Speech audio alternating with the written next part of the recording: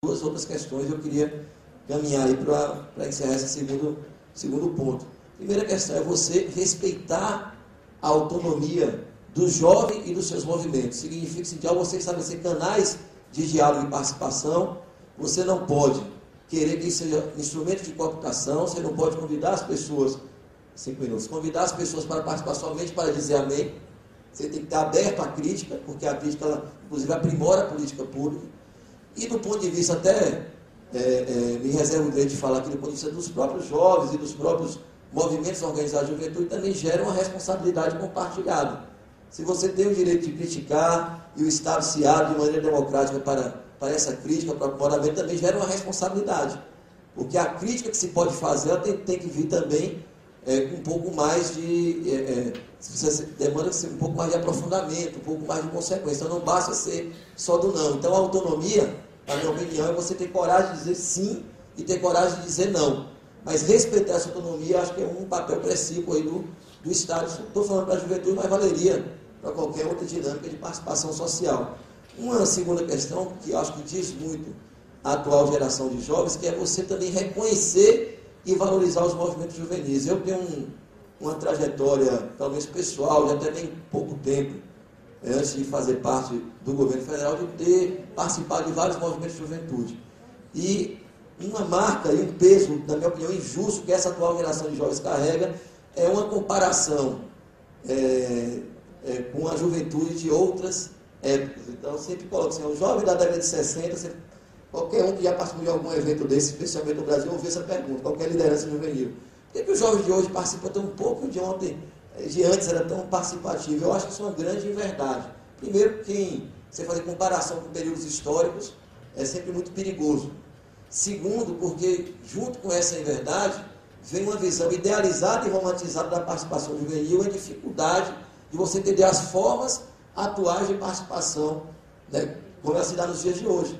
Então sempre se identifica uma participação associada ao movimento estudantil, que permanece hoje com muita importância no Brasil, mas não é a única, é a exclusiva forma de participação, ou talvez militâncias aproximadas de movimentos e agremiações políticas. Todas essas são corretas, são justas, diria até contemporâneas, né, aí nos dias de hoje, mas não são as únicas mais. Então quem observar, olhar o entorno, né, e talvez a média da opinião pública, ao atribuir essa apatia juvenil à geração de hoje, não consegue colocar uma lente sobre a realidade. Então eu acho que você reconhecer e valorizar os jovens como eles participam hoje, as formas como eles se encontram, nas manifestações culturais, nas manifestações artísticas, em grupos de periferia, no movimento estudantil, nos partidos políticos, em associações de base, de diversas formas. Então é uma grande injustiça. Eu terminaria dizendo, assim, já que o meu tempo acabou, dizendo o seguinte: essa injustiça é tão grande, a dificuldade de perceber isso é tão grande, que nós completa agora no final do mês, hoje é dia 29, né? Então, amanhã, dia 30, completa-se um ano de encerramento da primeira Conferência Nacional de Juventude. E, para surpresa de muitos, ao final do processo da conferência, de uma primeira Conferência Nacional de Juventude realizada pelo governo brasileiro, nós tivemos 400 mil participantes. No país inteiro, em mais de 1000 municípios, jovens rurais, jovens mulheres, jovens quilombolas, jovens com deficiências, jovens de partidos políticos. E as pessoas sempre se surpreendiam. Como eu participei da coordenação da conferência, e concluirei dessa maneira, sempre me perguntavam o seguinte: você acha que a conferência... muita gente perguntava, tudo bem que a grande imprensa, infelizmente, não pautou como deveria pautar. Talvez tivesse tido algum problema, alguma briga na conferência, alguma demonstração de incapacidade daquelas pessoas de atuar politicamente naquele espaço, talvez até virasse manchete. Mas como foi algo extremamente positivo, o máximo de perguntas que faziam era essa: você acha que a conferência ela gerou um novo movimento de juventude? Eu acho que não. A conferência somente deu visibilidade, ela não inventou um movimento de juventude, ela deu visibilidade e criou, através de um canal de participação gerado pelo poder público, a oportunidade dessa juventude se expressar com sua linguagem, com sua forma, com suas angústias, com suas preocupações, mas com a marca, dessa maneira, muito parecida com a geração que as pessoas tentam dizer como a melhor geração da juventude. Com a marca, nos dias de hoje, de muito comprometimento, né, com a participação política, muito comprometimento com a mudança né, não só da sua qualidade de vida, mas com a mudança do país. Quem puder, tiver curiosidade, quiser olhar um pouco, observar a história da primeira Conferência Nacional de Juventude que a gente realizou aqui no Brasil, vai perceber essa questão. Então, eu queria deixar essa mensagem para dizer que, de fato, a participação tem que ser feita em parceria, mas, acima de tudo, respeitando a capacidade crítica, a capacidade organizativa e o comprometimento de mudança que os jovens de ontem e de hoje têm e expressam sempre que esse direito é assegurado. Muito obrigado.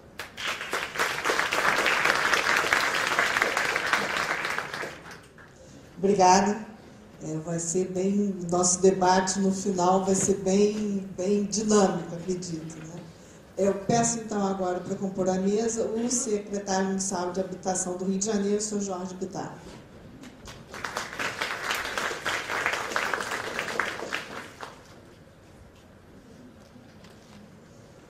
Chamo agora a palavra a Maria Helena Guimarães de Castro. Maria Helena foi ministra de Educação do Brasil, do governo Fernando Henrique, e secretária de Educação do Estado de São Paulo. Bem, boa tarde a todos, a todas. Quero agradecer aos organizadores do evento. Como o tempo é curto, vou ser bem rápido. Eu vou agradecer especialmente a Banda Engel, que foi quem me convidou para participar desse evento. Eu vou falar de uma coisa que hoje de manhã foi bastante tratada aqui, que foi o problema da juventude, como integrar políticas, o que é isso, e algo que chamou atenção em todos os debates foi a questão do ensino médio, quer dizer, um enorme desencanto, insatisfação, ansiedade que os jovens, de modo geral, têm no ensino médio do jeito que ele está hoje. Primeiro, esse não é um problema brasileiro, esse é um problema do mundo, né?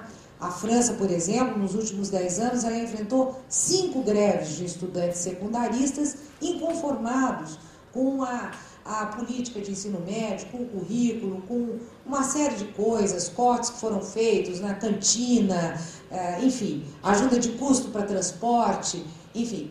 Houve uma total reação dos jovens às mudanças e até agora eles não estão satisfeitos. Quer dizer, está todo mundo procurando uma reforma. Só a reforma curricular na França eles fizeram 4 em 10 anos. Né?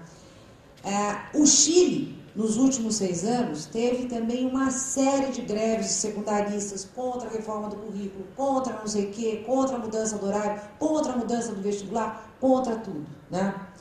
O Brasil também teve inúmeras mudanças. E eu, como virei uma macaca velha de política pública, né? Então, o que acontece? Quer dizer, em 1987, eu participei no processo constituinte de um grupo de trabalho que subsidiou políticas sociais. Acho que outras pessoas aqui, não sei se a Wanda participou, se o deputado Bittar participou. Eu trabalhei na área de política social, seguridade e educação. Bom, naquela época, o nosso grande desafio era a integração de política pública, e principalmente das políticas sociais. O tema da juventude estava posto o tempo todo, e foi a partir da discussão sobre a questão do jovem e da infância e da adolescência que surgiu o Estatuto da Criança e do Adolescente em 1990, que foi fruto de um debate que muitos de nós participamos, muitos. Eu, inclusive, na época, eu lembro que eu participei de vários debates nacionais, inclusive do Movimento Nacional dos Meninos de Rua, que foi um movimento importantíssimo para pensar. Eu estou dizendo isso porque o nosso jovem da nova Secretaria Nacional de Política de Juventude, eu acho que é importantíssimo termos uma Secretaria Nacional de Política de Juventude, mas eu acho que é importante lembrar que essa história existe, ela é antiga e as coisas andaram pouco, em que pese tudo o que aconteceu, os esforços, etc. E eu vou muito rapidamente mostrar para vocês que não faz tanto tempo assim, o Brasil, em 1996, há 13 anos atrás, na LDB, ele propunha uma grande reforma do ensino médio que acabou resultando, em 1998, nós